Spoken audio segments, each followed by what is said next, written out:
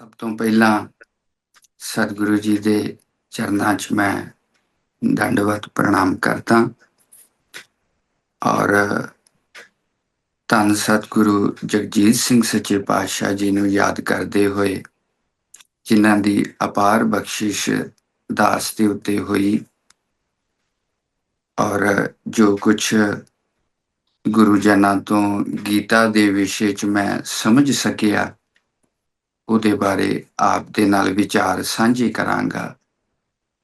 ਔਰ ਅੱਜ ਜੋ ਮੇਰਾ ਮੇਨ ਫੋਕਸ ਰਹੇਗਾ ਉਹ ਗੀਤਾ ਦੇ ਪਹਿਲੇ ਅਧਿਆਏ ਦੇ ਉੱਤੇ ਰਹੇਗਾ, ਕਿਉਂਕਿ ਮੂਲ ਪ੍ਰਸ਼ਨ ਨੂੰ ਸਮਝਣ ਤੋਂ ਬਾਅਦ ਹੀ सर्वप्रथम मैं श्री सतगुरु जगजीत सिंह जी के स्मरण करता हुआ उनके पावन चरणों में नमन करता हूँ और वर्तमान सतगुरु जी के चरणों में अपना शीश झुकाते हुए श्रीमद् भगवद गीता से संबंधित जो ज्ञान अपने गुरुजनों से बुद्धि अनुसार अर्जित कर पाया, उसके विषय में मैं आपके साथ चर्चा करूंगा।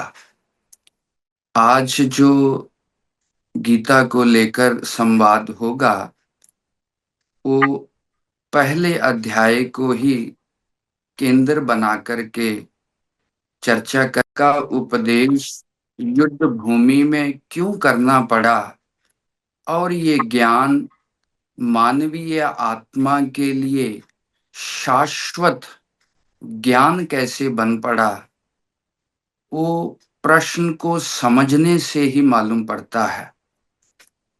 उससे पहले गीता को सबसे ज्यादा पढ़ने पढ़ाने समझने वाला ग्रंथ है और पूरे विश्व में प्रसिद्ध है और इसकी टीकाएं व्याख्याएं लगभग हर भाषा में लिखी जा चुकी हैं और भारतीय विद्वत परंपरा में प्रस्थान त्रय के नाम से 3 ग्रंथों को मान्यता मिली है। जब तक कोई भी दर्शन इन तीनों ग्रंथों के ऊपर अपनी विवेचना व्याख्या भाष्य नहीं करता था, वो दर्शन नहीं बनता था। जब तक कोई विद्वान प्रस्थान त्रय के ऊपर अपना वक्तव्य नहीं देता था, उसको विद्वान नहीं माना जाता था। वो प्रस्थान त्रय क्या है? उपनिषद, मुख्य रूप से 108 उपनिषद हमको उपलब्ध हैं, लेकिन 11 उपनिषदों को ही प्रामाणिक रूप से मान्यता मिली है, जिनके ऊपर भगवदपाद आचार्य शंकर का भाष्य मिलता है। तो प्रस्थान त्रय में पहला ग्रंथ है उपनिषद, ईश केन कठ आदि, और दूसरा ग्रंथ है ब्रह्म सूत्र जो वेद व्यास का लिखा हुआ है, और तीसरा ग्रंथ है भगवत गीता। इन तीनों ग्रंथों को प्रस्थान त्रय कहा जाता है। जो इनको पढ़ता है, इनका व्याख्यान करता है, समझता है, उसी को दर्शनों में या विद्वानों की गोष्ठी में विद्वान माना जाता है। तो गीता उन प्रस्थान त्रय में भी अपना स्थान रखती है। वस्तुतः ये गीता कोई स्वतंत्र ग्रंथ नहीं है, ये महाभारत के भीष्म पर्व में आया हुआ एक छोटा सा संवाद है। ये भगवद गीता उसी महाभारत से निकाला और अलग अलग विद्वानों ने इसकी व्याख्या की और ये स्वतंत्र रूप से ग्रंथ प्रचलित हो गया। वस्तुतः ये महाभारत के भीष्म पर्व का एक छोटा सा हिस्सा है और भगवद गीता के 18 अध्याय हैं, 700 श्लोक हैं और इन 18 अध्यायों का जो विभाजन विद्वान लोग करते हैं, जो प्रथम षटक है, अर्थात जो पहले 6 अध्याय हैं, उनमें कर्म का प्रतिपादन है। कर्म का क्या स्वरूप है, कर्म को कैसे करना है ताकि कर्म हमारे लिए बंधन ना बने, कर्म ज्ञान का साधन बने। जो दूसरे 6 अध्याय हैं, 7 से लेकर 12 तक, उनमें भक्ति का प्रतिपादन है। जो ईश्वर और जीव के बीच का जो संबंध है, उसी को भक्ति कहते हैं। जो भावना है, प्रेरणा है, आपसी संबंध है, उसका वर्णन आगे के 6 अध्यायों में है। और 13 से लेकर के 18 तक ज्ञान का प्रतिपादन है। जीव और ब्रह्म की एकता कैसे है, वो मुख्य रूप से ज्ञान को लक्ष्य करता है। एक तो विद्वान इस ढंग से पूरी गीता का विभाजन करते हैं। दूसरा, 4 महावाक्य हैं वेदों के, उनमें एक बहुत प्रसिद्ध महावाक्य है जिसको आपने सुना होगा, तत्वमसि। इसमें 3 पद हैं, एक है तत्, दूसरा है त्वम और तीसरा है असि। तत् का अर्थ होता है वह, वो कौन? परमात्मा। और त्वम का अर्थ होता है मैं, जो इंद्रिय गोचर जीव। और असि का अर्थ होता है संस्कृत में हो। तो पूरे इस वाक्य का अर्थ क्या बना कि तुम ब्रह्म हो, जहां वो तुम हो, अर्थात जीव और परमात्मा की एकता का बोधक ये महावाक्य है। तो विद्वान लोग कहते हैं कि गीता के जो 18 अध्याय हैं, उनमें पहले 6 अध्याय त्वम पद की व्याख्या करते हैं कि जीव क्या है, इसको क्या करना चाहिए, कैसे शुद्ध होगा, ये 6 अध्यायों में वर्णन है। और दूसरे 6 में तत्पद से ईश्वर का क्या स्वरूप है। मैं समय समय से डिफाइन करूंगा कि ईश्वर और ब्रह्म में वेदांत शास्त्र में कैसे भेद भी है, अभेद भी है। जब हम ईश्वर कहते हैं तो वो ब्रह्म बोधक नहीं होता दर्शनों में, और जब हम ब्रह्म शब्द का उच्चारण करते हैं तो उसको ईश्वर नहीं कहते। तो दूसरे 6 अध्यायों में तत्पद की व्याख्या है और तीसरे 6 अध्यायों में 80 पद की व्याख्या, अर्थात एकता की। तो इस ढंग से भी तत्वमसि जो वेद का वाक्य है, महावाक्य है, उसकी व्याख्या भगवत गीता करती है। क्योंकि विद्वानों ने कहा है, सर्वो उपनिषदो गावा दोग्धा गोपाल नंदना पार्थो वत्सा सुधीर भोक्ता दुग्धम गीता अमृतम महत। कहते हैं कि ये जो भगवत गीता है, ये सभी उपनिषदों का सार है। सारी उपनिषदों का जो निचोड़ है, वो वेद व्यास जी ने, भगवान श्री कृष्ण ने इस गीता में रखा है। और ये सारे उपनिषदों को एक गाय की उपमा दी है। सारे उपनिषद एक गाय हैं और भगवान श्री कृष्ण उस गाय का दूध निकालने वाले दोग्धा हैं। और बछड़ा कौन है? अर्जुन है। और अर्जुन की तरह हम सब लोग जिज्ञासु जो हैं, वो बछड़े की न्याय हैं, जो उपनिषद रूपी गाय का दूध पीना चाहते हैं, अर्थात ज्ञान अर्जित करना चाहते हैं। और उस गाय का दूध क्या है? बोलते हैं गीता अमृतम महत। ये जो गीता रूपी अमृत है, ज्ञान है, यही उस उपनिषद रूपी गाय का दूध है। तो इसको भगवान व्यास ने इस श्लोक के द्वारा यह दर्शाया है कि ये गीता संपूर्ण उपनिषदों का, वेदों का, शास्त्रों का सार है। और अन्य जगह एक ये भी गीता की महिमा मिलती है, गीता सुगीता कर्तव्य किम अन्य ही शास्त्र विस्तरई या स्वयं पद्मनाभस्य मुख पद्म विनिसृता।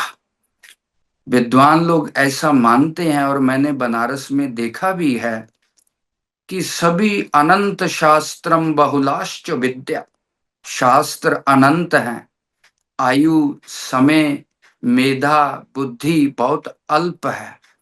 तो विद्वान लोग इस गीता के ऊपर ही पूरा जीवन लगा देते हैं। कहने को तो ये 700 श्लोक हैं। मेरे गुरुदेव विद्या गुरुदेव कहते थे 40 साल हो गए गीता को पढ़ते पढ़ते, जब भी श्लोक पढ़ता हूं तो नया ही अर्थ मालूम पड़ता है, नया प्रकाश मिलता है। तो इस गीता को ही सिद्ध करने के लिए संत लोग पूरा जीवन लगा देते हैं। कहते हैं गीता सुगीता कर्तव्य किम अन्य शास्त्र विस्तरई। अन्य शास्त्रों को पढ़ने की जरूरत नहीं है। बहुत पढ़ने से कोई विद्वान हो जाएगा, जहाँ समझ आ जाएगी, ऐसी बात नहीं है। बोलते गीता को ही सुगीता बना लो, अच्छी तरह समझ लो, तो तुम्हारे सारे संशयों का नाश हो जाएगा।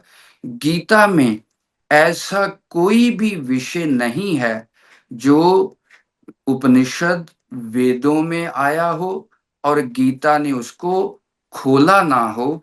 अर्थात हर संशय की निवृत्ति इस गीता से हो जाएगी, क्योंकि ये साक्षात भगवान श्री कृष्ण के मुख से निकला हुआ है। इस प्रकार बहुत सारे श्लोक गीता की उपमा में मिल सकते हैं। ये तो मैंने सिर्फ एक गीता की महिमा के लिए एक भूमिका बनाई है। आइए अब हम गीता के ऊपर विचार करते हैं। ये जो भगवत गीता युद्ध भूमि में भगवान श्री कृष्ण ने अर्जुन के प्रति उपदेश किया, लेकिन ये जो आप श्लोकबद्ध अध्यायों का क्रम देखते हैं, ये भगवान वेद व्यास का लिखा हुआ है। संभवतः हो सकता है कि भगवान ने वहां बहुत संक्षेप में अर्जुन को बताया हो, लेकिन उसका विस्तार, एक एक प्रश्न को उठाकर के क्रम से उसका उत्तर देना, ये जो पुस्तक रूप बनाना, ये भगवान वेद व्यास ने किया है। इसलिए इसको भगवान श्री कृष्ण के द्वारा उच्चारित और भगवान व्यास के द्वारा निबद्ध माना जाता है। तो भगवान श्री कृष्ण उस कुरुक्षेत्र की भूमि में दोनों पक्ष कौरव और पांडव युद्ध के लिए आमने सामने होते हैं। कथा आपको मालूम है, कैसे दुर्योधन ने अपने पिता के अन्याय और ममता से वशीभूत होकर पांडवों को उनका हक नहीं दिया। भगवान कृष्ण ने संधि कराने की बहुत कोशिश की, यहाँ तक कि कम से कम 5 गांव पांडवों को दे दिए जाएं, ताकि ये अपना गुजर बसर कर सकें, बाकी राज्य दुर्योधन को मिले। लेकिन दुर्योधन ने भगवान कृष्ण को भी कैद करने की सोची और ये कहा कि मैं तो सुई की नोक के बराबर भी पांडवों को जगह नहीं दूंगा। तो अर्जुन, चाहे 14 साल का वनवास हो, चाहे जुए में हारने के बाद द्रौपदी के साथ जो अनाचार हुआ, द्रौपदी को भरी सभा में नग्न करने की चेष्टा की गई, ये सब बातें अर्जुन के मन में है। और अर्जुन बदला लेने की इच्छा से, बड़े प्रतिशोध से भरकर युद्ध की तैयारी करता है। और भगवान श्री कृष्ण के द्वारा प्रेरित होकर वो देवलोक में जाकर इंद्र से दिव्य अस्त्र प्राप्त करता है, ब्रह्म अस्त्र प्राप्त करता है ब्रह्मा जी के द्वारा। और मल्लिका अर्जुन भगवान शिव का एक स्वरूप है, भगवान शिव से वो दिव्य अस्त्र प्राप्त करता है। चाहे वो देवलोक में जाता है, ब्रह्मा जी से ब्रह्मास्त्र प्राप्त करता है, चाहे भगवान शिव से दिव्य अस्त्र प्राप्त करता है, इसके पीछे जो मनोरथ है वो यही है कि जब भी दुर्योधन के साथ रणभूमि में युद्ध होगा तो मैं एक एक को परास्त करूंगा। आप इन सब बातों से अर्जुन के भीतर अपना अपमान, द्रौपदी का अपमान, अपने भाइयों को राज्य में अधिकार होने के बावजूद भी वन में जंगलों में दर दर भटकने पर जो कष्ट हुए, ये सब अर्जुन के मन में है। और बड़ा प्रतिशोध है, बदला लेने की भावना है कि वो अवसर कब आए। और अर्जुन ये पूरी तैयारी करता है। लेकिन जब युद्ध भूमि में जाता है, मैं गीता का पहले श्लोक का उच्चारण करना चाहता हूं। ये धृतराष्ट्र उवाच से भगवत गीता की शुरुआत होती है। धर्म क्षेत्रे कुरुक्षेत्रे समवेता युयुत्सवा मामका पांडवश्चैव किमा कुर्वत संजया। कुरुक्षेत्र की युद्ध भूमि में कौरव और पांडव एक दूसरे के सामने खड़े हैं। दुर्योधन के पिता धृतराष्ट्र जन्म अंध है और अंधे होने के कारण वो युद्ध भूमि में जा नहीं सकते। और उनका जो मंत्री है संजय, वो बड़ा विद्वान, शुद्ध हृदय और साधु प्रवृत्ति का आदमी है। धृतराष्ट्र संजय से पूछते हैं, संजय, कुरुक्षेत्र की युद्ध भूमि में मेरे अर्थात कौरव और पांडव पक्ष क्या कर रहे हैं। संजय हस्तिनापुर में बैठा है, जो कुरुक्षेत्र से काफी दूरी है। लेकिन भगवान व्यास के द्वारा संजय को दिव्य दृष्टि प्राप्त होती है। दिव्य दृष्टि का मतलब कि बहुत दूर बैठे हुए भी जैसे हम आंखों से सामने देखते हैं, वो योग्यता व्यक्ति को प्राप्त हो जाती है, उसी को दिव्य दृष्टि कहते हैं। संजय को धृतराष्ट्र को अपनी दिव्य दृष्टि के द्वारा हस्तिनापुर में जो कुछ भी हो रहा है उसके बारे में बताते हैं। अब ये जो प्रथम श्लोक है, विद्वान लोग गीता क्यों हुई, इसका मूल प्रश्न क्या है, इसी में से उसका बीज निकालते हैं। इससे पहले मैं एक चीज और आपके सामने रखूं। स्वाभाविक प्रश्न को, शंका को भक्ति मार्ग में अवरोधक माना जाता है। कोई सवाल करे, प्रश्न पूछे, किंतु परंतु करे, लोग बोलते इसमें श्रद्धा नहीं है, विश्वास नहीं है। तो भक्ति मार्गी जो लोग हैं वो प्रश्न पूछने से बड़ा संकोच करते हैं। लेकिन पूरे उपनिषद जब भी प्रारंभ होता है तो किसी ना किसी प्रश्न से होता है। चाहे केन उपनिषद ले लें, केन ईशितम प्रशस्ति मना, इसी प्रकार प्रश्न उपनिषद, कठोपनिषद, सारे उपनिषद हमारे ऋषि लोग किसी न किसी प्रश्न से उठाते हैं। इसी प्रकार सभी भारतीय दर्शनों के जितने भी ग्रंथ हैं वो किसी प्रश्न से शुरू होते हैं। जैसे अथातो ब्रह्म जिज्ञासा ब्रह्म सूत्र, अथ योगानुशासनम चित्त वृत्ति निरोधः योग सूत्र, सांख्य दर्शन दुख त्रयाभिघाता तद जिज्ञासा विघातको हेतु। अर्थात प्रश्न की बड़ी वैल्यू है। जिज्ञासा से पूछना, जानने की इच्छा से पूछना, ये भक्ति मार्ग का अवरोधक नहीं है बल्कि पोषक है। जब तक किसी व्यक्ति के भीतर प्रश्न नहीं उठता, जिज्ञासा नहीं पैदा होती, तब तक आध्यात्मिक साधना आरंभ ही नहीं होती है। प्रायः हम देखते हैं लोग पीढ़ी दर पीढ़ी चलते आ रहे हैं, पीढ़ी दर पीढ़ी वही कर्मकांड करते आ रहे हैं, कोई नया प्रश्न ही नहीं उठता है। ऐसा लगता है जैसे ये चेतना जन्म जन्मांतरों से सोई हुई है। कुछ नया करने की, नया जानने की, मैं कौन हूं, ये जो ब्रह्मांड है ये क्या है, इससे मेरा क्या संबंध है, जीवन का क्या प्रयोजन है, जन्म मृत्यु क्या है, मैं कौन हूं, ये सब सवाल जब तक व्यक्ति के भीतर पैदा नहीं होते और किताबों में पढ़ लेने से अलग बात है, अपने दिल का प्रश्न ना बन जाए।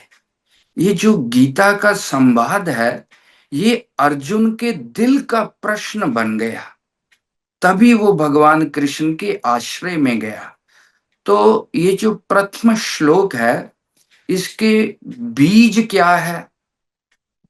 धृतराष्ट्र कहता है मेरे पुत्र और कौरव। तो विद्वान लोग कहते हैं, भगवान व्यास जी कहते हैं, ये जो मम शब्द है ना, ममता, मोह, मेरे तेरे, ये ही संसार का मूल है, यही जीवात्मा का मुख्य बंधन है, यही सभी क्लेशों का, और इस सच्चिदानंद आत्मा को जन्म जन्मांतरों में इस शरीर के भीतर आबद्ध होने के लिए, बंधने के लिए, जकड़ने के लिए मजबूर करता है। ये मोह ममता ही विषाद का कारण है। इसलिए प्रथम अध्याय का जो भगवान व्यास ने नाम दिया वो है अर्जुन विषाद योग। मैं दोबारा दोहराऊं, अर्जुन विषाद योग। प्रथम अध्याय में जो वर्णन है अर्जुन के विषाद का वर्णन है। विषाद का मतलब दुख, तकलीफ, दर्द। जब तक व्यक्ति अपनी तकलीफ को, बंधन को, दर्द को महसूस नहीं करता तब तक वो इसका उपचार नहीं करेगा।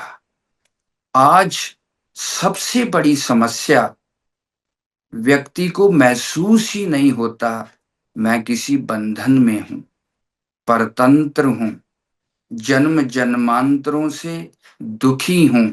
ये दुख, ये विषाद, ये रुदन, ये वेदना, ये दर्द जब व्यक्ति को महसूस होता है तभी उसके भीतर जिज्ञासा पैदा होती है, इस दुख से बाहर निकलने का कोई मार्ग है, इस दुख का कोई उपाय है, कोई शाश्वत सुख है। तभी ये विषाद योग बनता है। हमारा जो दुख और विषाद है वो हमको हीन भावना में भर देता है। और ज्यादा गहरे दुख में ले जाता है। लेकिन बहुत थोड़े लोग होते हैं जो अपने दुख को, विषाद को योग बनाते हैं, अपने दुख को आध्यात्मिकता की सीढ़ी बनाते हैं, अपने दुख को ज्ञान का साधन बनाते हैं। इससे पहले मैं एक छोटी सी उदाहरण दूं, दुख कैसे आध्यात्मिक मार्ग के लिए उपयोगी बनता है, और ये जो मृत्यु की चेतना अर्जुन के भीतर है वो कैसे आत्मज्ञान तक पहुंचती है। एक छोटा सा उदाहरण मैं लूं। स्वामी विवेकानंद एक जगह लिखते हैं, सुख व्यक्ति के जिंदगी के उत्थान के लिए उतना उपयोगी नहीं होता जितना दुख होता है। सुख व्यक्ति को रिलैक्स कराता है, सुख व्यक्ति के सोचने समझने की क्षमता को घटा देता है, सुख व्यक्ति की चिंतन की पद्धति को अवरुद्ध कर देता है। लेकिन दुख ही एक ऐसी अवस्था है, अगर व्यक्ति उस दुख की अवस्था में सजग हो जाए, अगर दुख की अवस्था में किसी गुरु की शरण में चला जाए, अगर दुख की अवस्था में व्यक्ति चिंतन करने लगे, तो वो दुख उसको आत्मज्ञान तक, मुक्ति तक ले जाता है। भगवान बुद्ध के जीवन में आप देखते हैं, इसलिए बौद्ध दर्शन के 4 आर्य सत्य हैं। भगवान बुद्ध ने जो 4 आर्य सत्य के द्वारा, आर्य का मतलब विद्वान लोग, बुद्धिमान लोग, जिन्होंने जिंदगी को गंभीरता से देखा है, उन्होंने जिस सत्य का, यथार्थता का साक्षात्कार किया है, वो सत्यता, यथार्थता क्या है? दुख। दुख अस्ति, दुख उपेय, दुख नाश। 4 आर्य सत्य हैं। जिंदगी में दुख है और दुख के कारण हैं, दुख निवृत्ति के उपाय हैं, और दुख से बाहर निकला जा सकता है। अर्थात भगवान बुद्ध ने जिंदगी में दुख देखा। क्या दुख? जब अपने सारथी के साथ घूमने निकले, सबसे पहले एक वृद्ध व्यक्ति को देखा, दूसरे दिन एक रोगी व्यक्ति को देखा, और तीसरे दिन एक मृत व्यक्ति को देखा। भगवान बुद्ध एक राजकुमार हैं, राजा शुद्धोदन के पुत्र हैं, और भविष्य में राज गद्दी पर अभिषिक्त होने वाले हैं। लेकिन उन्होंने सोचा, हर व्यक्ति के जीवन में वृद्धता आएगी, ये कैसी परतंत्रता जीवन की, रोग आएंगे ना चाहे हुए, और अंतिम मृत्यु आएगी। तो ये जिंदगी किस लिए है? हमारे ऊपर किसका नियंत्रण चलता है? जो अपनी इच्छा से हमको जीवन देता है, अपनी इच्छा से हमारे जीवन को समेट लेता है। कौन ऐसी शक्ति और ताकत हमारे जीवन को नियंत्रण करती है? हम किसकी परतंत्रता से जी रहे हैं? क्या हम स्वतंत्र नहीं हो सकते? ये परतंत्रता तो घोर दुख है। तो ये दुख की चेतना भगवान बुद्ध के ऊपर इतनी प्रबल हो गई, उनका नवजात शिशु राहुल अपनी नव युवती पत्नी और पुत्र को छोड़ करके भगवान बुद्ध इस दुख निवृत्ति का उपाय खोजने के लिए निकल पड़े। भगवत पाद आचार्य शंकर के पिता जब बचपन में चले गए, मां घोर दुख और गरीबी में है, तो आचार्य शंकर इसी दुख निवृत्ति का उपाय खोजने में चले गए।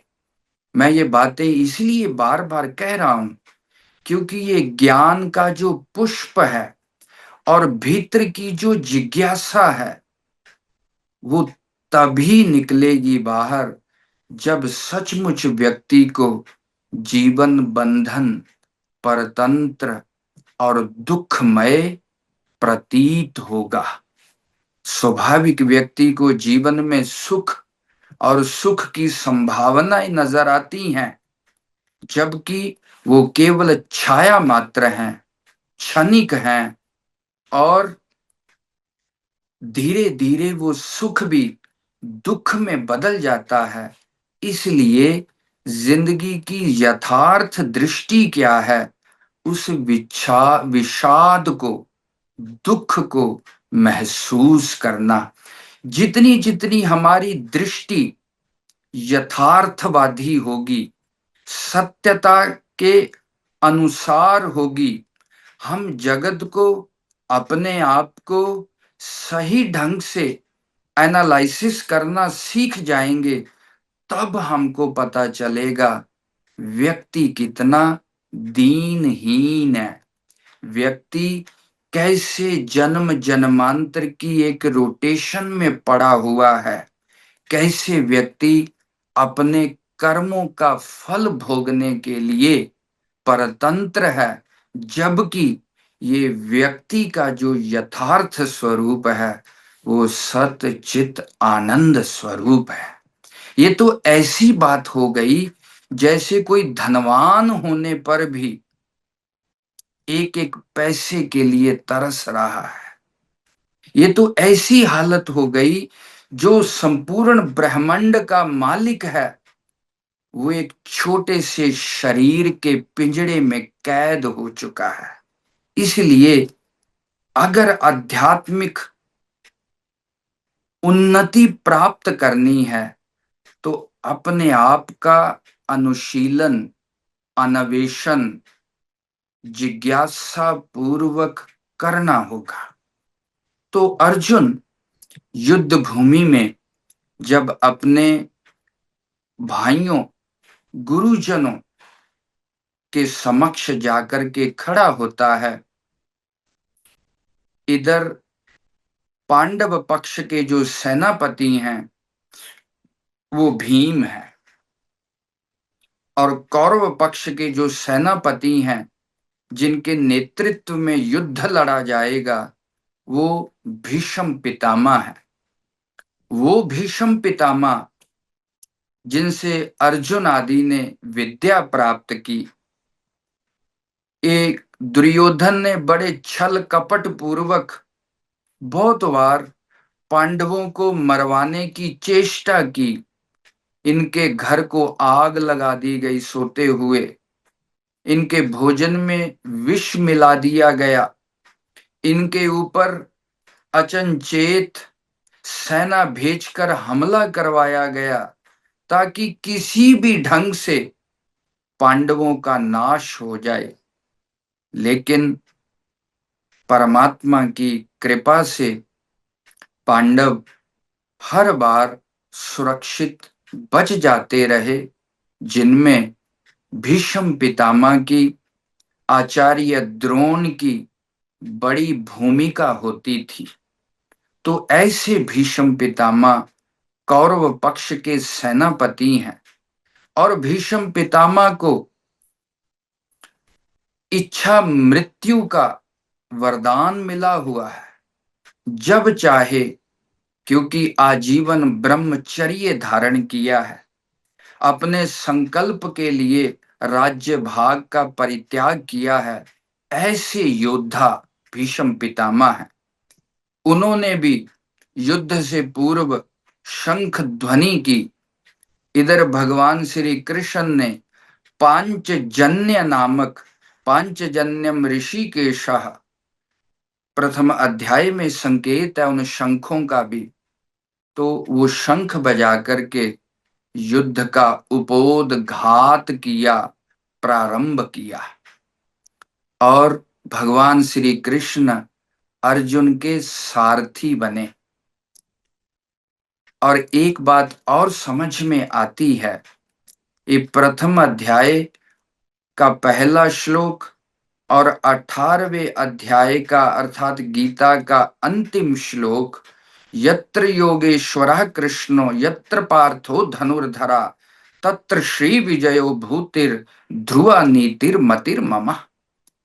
जिस पक्ष में भगवान होगा, धर्म होगा, न्याय होगा, विजय, जीत उसी पक्ष की होती है। आप परिकल्पना करें, 18 अक्षौनी सेना है, जिसमें 12 अक्षौनी सेना कौरव पक्ष से लड़ रही है और 6 अक्षौनी सेना, अक्षौनी एक संख्या का नाम है जिसमें एक एक अक्षौनी में कितने सेनापति होंगे, कितने हाथी वाले होंगे, कितने पैदल होंगे, घोड़ों पे चलने वाले, लड़ने वाले होंगे, वो एक अलग उनकी योजना है। तो 6 अक्षौनी पांडवों के पक्ष में है। और यहां तक जब भगवान श्री कृष्ण को पूछा गया कि आप किसके पक्ष में लड़ेंगे, अर्जुन और दुर्योधन दोनों समकक्ष खड़े हैं। दुर्योधन कहता है पहले मैं आया हूं, इसलिए मुझे मांगने का अवसर पहले मिलना चाहिए। भगवान कहते हैं एक पक्ष में मेरी नारायणी सेना लड़ेगी, क्योंकि भगवान कृष्ण भी द्वारिका के राजा हैं। एक पक्ष में मेरी सेना लड़ेगी और एक पक्ष में मैं लड़ूंगा, और मैं शस्त्र अस्त्र नहीं उठाऊंगा, केवल सारथी का काम करूंगा, सलाह मशवरा दूंगा, किसी के ऊपर शस्त्र अस्त्र से प्रहार नहीं करूंगा। दुर्योधन सोचता है कि इस निहत्थे और बिना लड़ने वाले भगवान से क्या करेंगे युद्ध भूमि में, सेना ही लड़ेगी और युद्ध जीता जाएगा।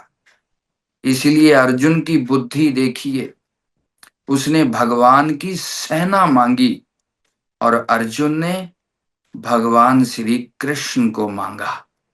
इसका मतलब ये है कि अगर भगवान की सेना भी, अगर धार्मिक लोग भी, धर्म का आचरण करने वाले लोग भी अगर अन्याय, अधर्म और असत्य के पक्ष में खड़े होते हैं तो उनकी भी पराजय होती है, मृत्यु होती है।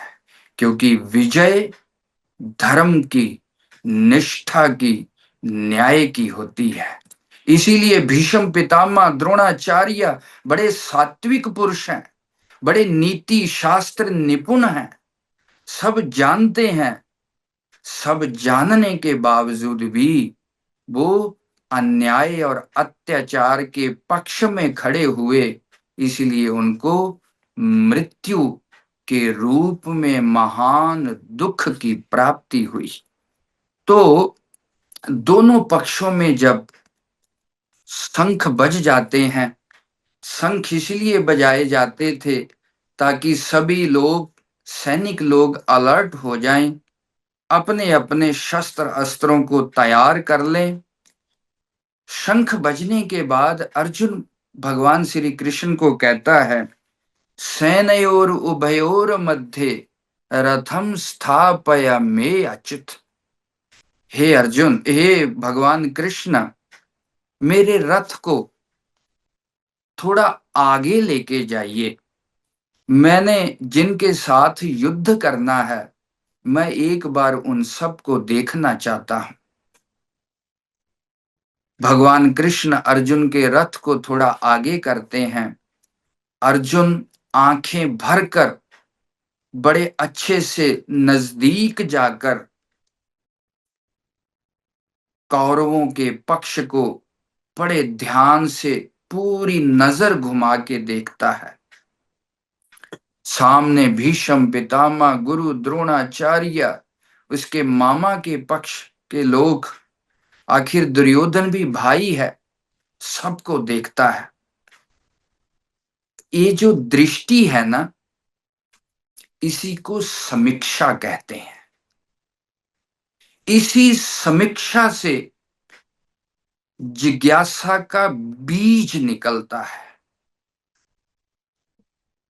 सच में कई बार मैं अपने जीवन में देखता हूं, हम लोग जीवन को गंभीरता से नहीं देखते, बड़ा ऊपर ऊपर से देखते हैं।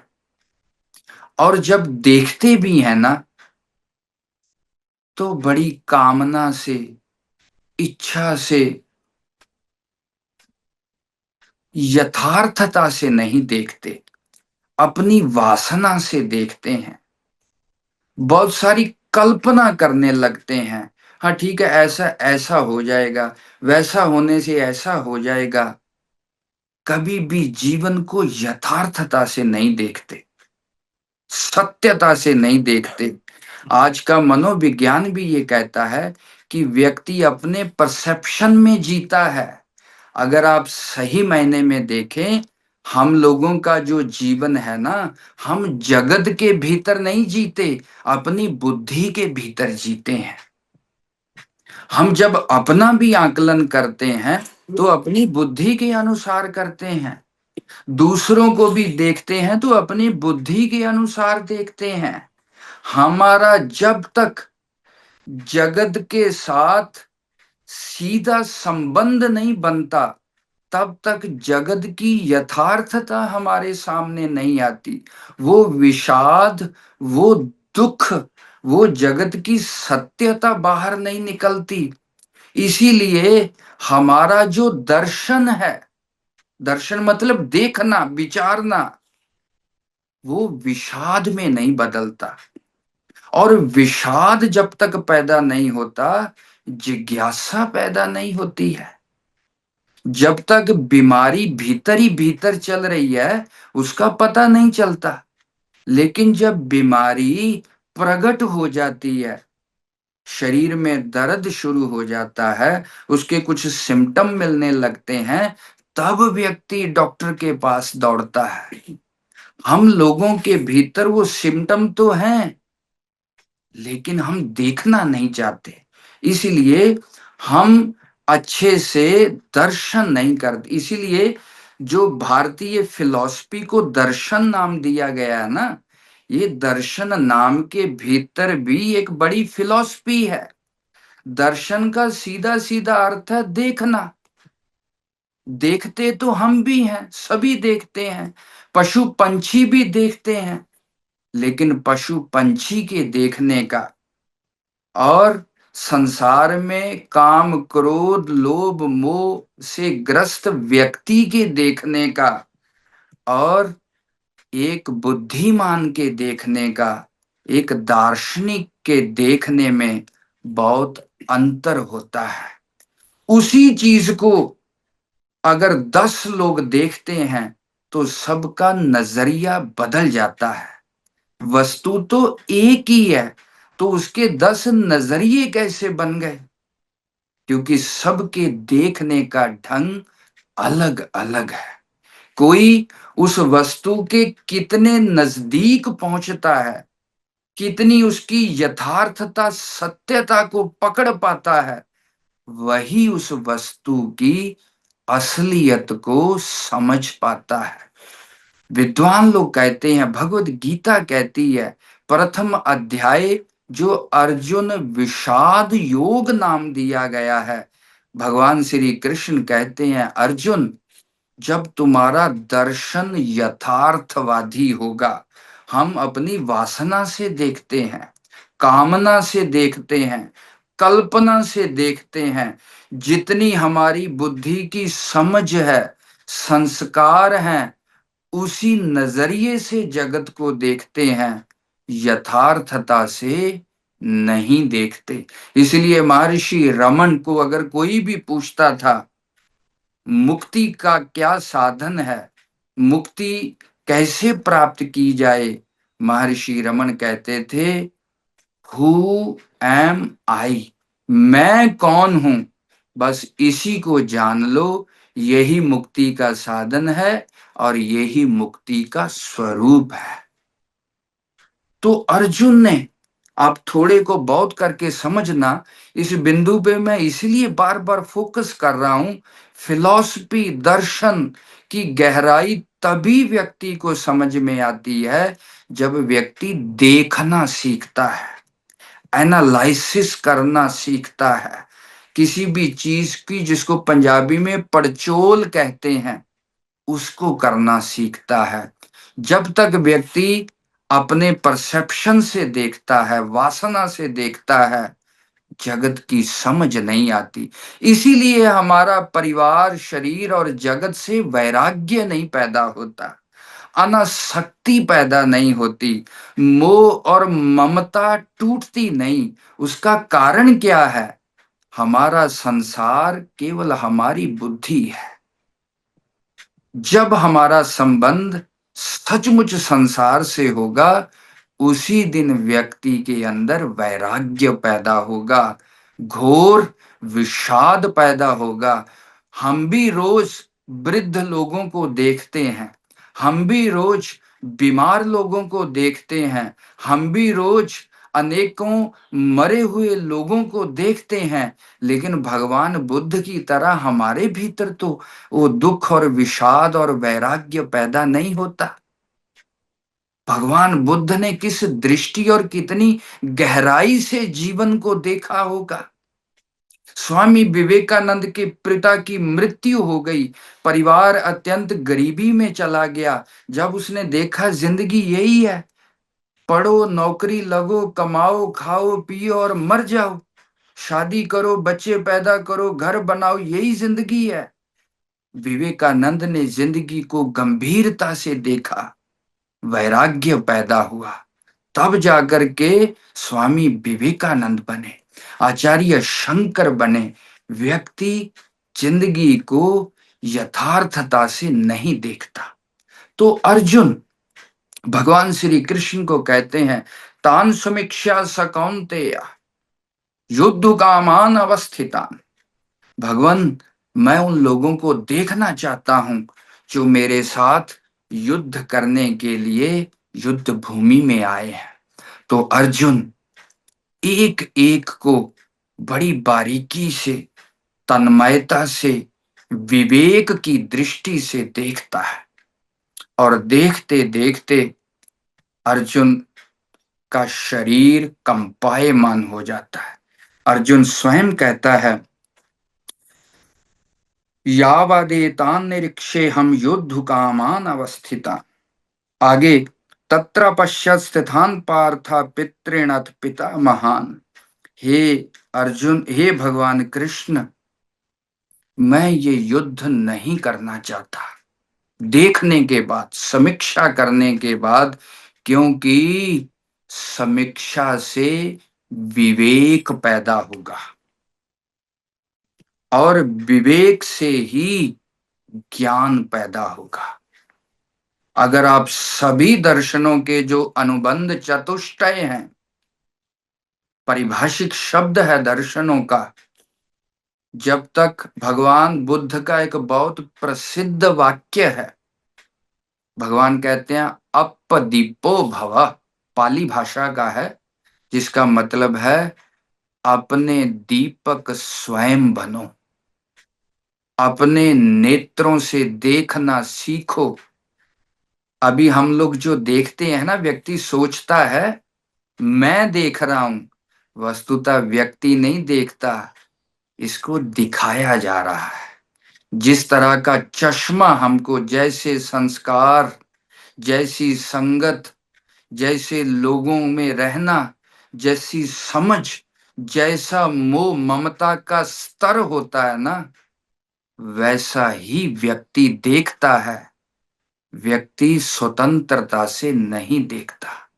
इसीलिए विवेक होना, योग्यता होनी चीजों की समीक्षा करने की, उसकी यथार्थता तक पहुंचने की, तब तक व्यक्ति दर्शन का विद्यार्थी भी नहीं बनता। उसको समझना तो बहुत दूर की बात है। तो भगवान श्री कृष्ण को अर्जुन कहते, भगवान मैं ये युद्ध नहीं करूंगा। यहां तक भी वर्णन आया, रोम हर्षश्च जायते, अर्जुन के रोंकटे खड़े हो जाते हैं, उसके शरीर में पसीना आने लगता है, उसके हाथ पैर कांपने लगते हैं। और सच जानना, जिस दिन व्यक्ति जीवन की यथार्थता को देखता है, वो बहुत गहरे में हिल जाता है, बहुत गहरे में विचलित हो जाता है, बहुत गहरे में उसके जीवन की हर संभावनाएं टूटने लगती हैं, उसके जीवन का हर आधार छूटने लगता है। ये जो हमारे जीवन में हमको निश्चिंतता दिखती है ना, ये अविवेक के कारण है, अज्ञान के कारण है। जिस दिन ये समझ पैदा होती है, व्यक्ति भीतर से टूट जाता है और उस सत्य तक पहुंचने के लिए विचलित हो जाता है। तो अर्जुन के शरीर की ये बाह्य दशा होती है। और गांडीवम स्त्रंसते हस्ता त्वक्चैव परिदय्यते। अर्जुन अपना गांडीव अर्थात अपने धनुष को रथ के एक साइड में रख करके कहता है, भगवान मेरा पूरा शरीर और मन तपायमान हो रहा है, तप रहा है, और ये मैं युद्ध नहीं करूंगा। चाहे कौरव पक्ष के लोग मुझ निहत्थे को मार दें, तब भी मैं शस्त्र नहीं उठाऊंगा। भगवान श्री कृष्ण को अर्जुन पूछते हैं, अब भगवान श्री कृष्ण अर्जुन को पूछते हैं, अर्जुन कारण क्या है? यहां से गीता का जो अर्जुन की मानसिकता है वो बाहर आती है। अर्जुन पहले पहले कुछ ऐसे तर्क देता है जो स्वाभाविक हम सब लोगों को भी जचेंगे। मैं पहले बताऊं, यहां कोई नैतिकता का प्रश्न नहीं है, धर्म अधर्म का भी प्रश्न नहीं है गीता का, पाप और पुण्य का भी प्रश्न नहीं है। कुछ लोग कहते हैं कि अर्जुन डर गए, अर्जुन का दिल जो है वो थोड़ा घबरा गया, और दूसरा इतने लोगों को मारने से पाप पुण्य होगा, इतने लोगों को मारने से नरक जाना पड़ेगा, धर्म अधर्म का प्रश्न है। जहां मैं अपने गुरुजनों को, बड़े लोगों के ऊपर शस्त्र चलाऊं, ये नैतिकता नहीं है। किसी भी अनुशासित और अच्छे व्यक्ति के लिए किसी बड़े को मारना ये नैतिकता का प्रश्न है। गीता का प्रश्न मैं पहले बताऊं, ना तो नैतिकता से संबंधित है। गीता का केंद्रीय प्रश्न ना तो पाप और पुण्य का, क्यों? युद्ध भूमि में मारना और काटना ही धर्म होता है।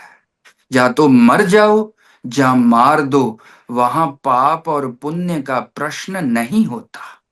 और अर्जुन क्षत्रिय कुल का और एक महान योद्धा है, और जिसने इससे पहले भी अनेकों बार युद्ध भूमि में अपने शस्त्रों के द्वारा अनेकों के गले काटे हैं, मृत्यु के घाट उतारा है।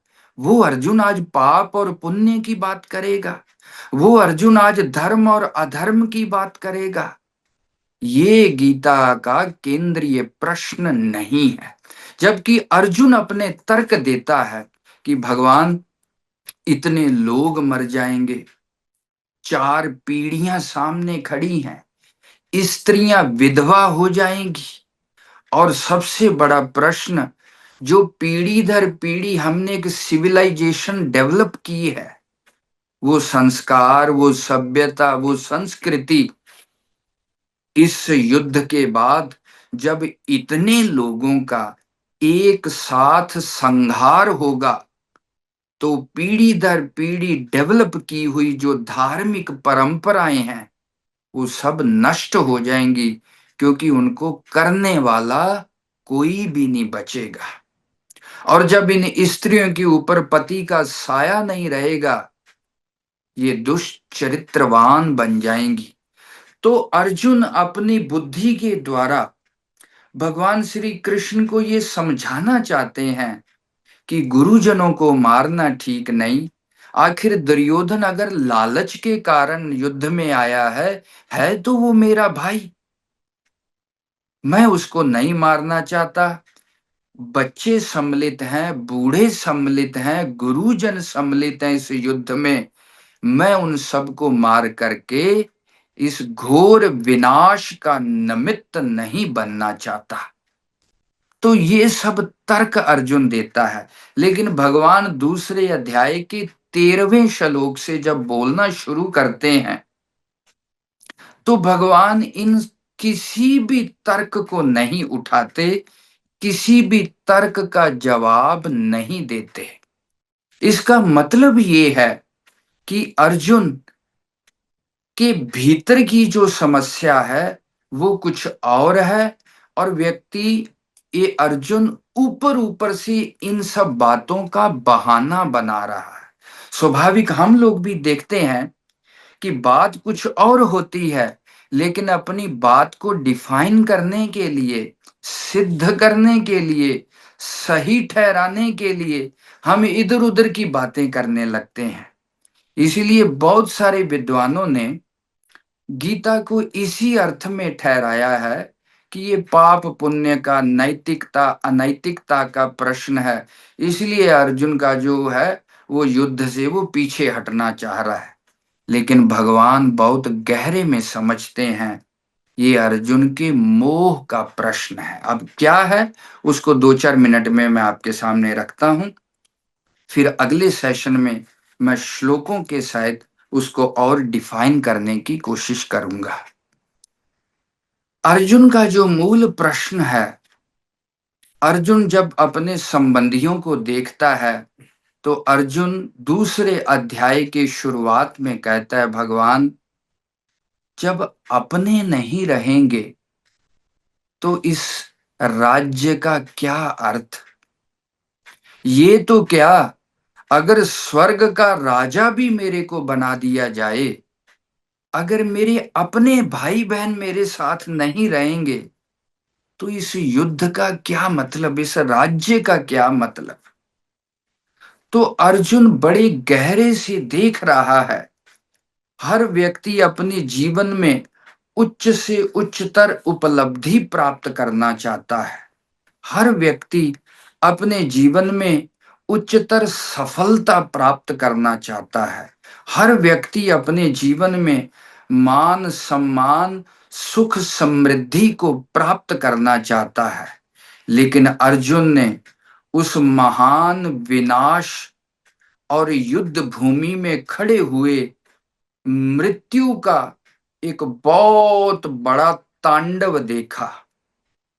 मैं अगर जीत गया, ये सारा राज्य मेरे को मिल गया, अगर इस सुख का उपभोग करने के लिए मेरे अपने मेरे साथ नहीं रहेंगे तो इस राज्य का सुख का क्या मतलब है।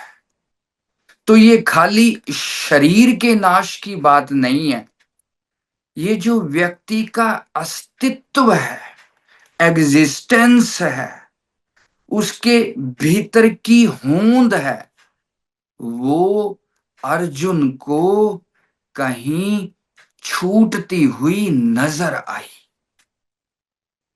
मैं नहीं रहूंगा, ये सारे लोग नहीं रहेंगे, कोई भोगने वाला, मेरी प्रशंसा करने वाला, मेरा साथ देने वाला नहीं रहेगा, तो ये सुख सुविधा का क्या मतलब। तो ये जो अपने अस्तित्व की शून्यता, अपने ना होने का जो गहरा बोध है, ये जो एक महान विनाश है, इस विनाश को अर्जुन महसूस कर रहा है। उसी महान विनाश को भगवान श्री कृष्ण ने महसूस किया। अर्जुन, ये जो तुम महान विनाश महसूस कर रहे हो, कोई भी नहीं रहेगा, ये तुम्हारी मोह है, तुम्हारी ममता है। क्यों? क्योंकि तुम अविनाशी आत्मा हो। आत्मा कभी जन्मता मरता नहीं है। तुम केवल शरीर तक देख रहे हो। शरीरों का विनाश अवश्यम भावी है, और इसी शरीरों की मोह ममता के कारण तुमको ये महान विनाश दिखाई दे रहा है। जब तक तुम उस अविनाशी आत्मा को देखोगे तो तुमको फिर ये विनाश नहीं दिखाई देगा। तुमको और अपने संबंधी और गुरुजनों का जो अस्तित्व है, जो उनकी आत्मा है, उसका कभी नाश नहीं होता। उस आत्मा को देखने से तुम्हारे सभी संशयों का, सभी शोक मोह और दुख का नाश हो जाएगा। इसलिए तुम उस अविनाशी आत्मा को पहचानो, उसी में प्रतिष्ठित हो जाओ, तभी तुम्हारे सारे दुखों का नाश होगा। और उसी आत्मा का क्या स्वरूप है, उसको भगवान फिर दूसरे अध्याय से उपदेश करते हुए धीरे धीरे कर्म का क्या स्वरूप है, कर्म क्यों करना जरूरी है, और उस आत्म तत्व तक कैसे पहुंचा जाए, इसका व्याख्यान क्रम से आगे करते हैं, जिनको हम आगे वाले सेशंस में देखेंगे। आज जितना सदगुरु जी ने बख्शिश की, मैं एक भूमिका के रूप में, और सबसे जो मुख्य बात मैं दोबारा कंक्लूजन करना चाहता हूं कि गीता दर्शन की गहराई को तभी समझा जाएगा जब नैतिकता अनैतिकता, पाप और पुण्य, धर्म और अधर्म के प्रश्नों से ऊपर उठ करके अपने अस्तित्व के विनाश की चेतना, विवेक जब तक हमारे भीतर नहीं पैदा होता, तो उस आत्मज्ञान की प्राप्ति की इच्छा पैदा नहीं होगी। हम किस चेतना में जी रहे हैं, उसको समझना, उसका एनालिसिस करना, तभी हम अर्जुन के प्रश्न को समझ पाएंगे। इन्हीं शब्दों के साथ हरि ओम तत्सत। सत श्री अकाल जी।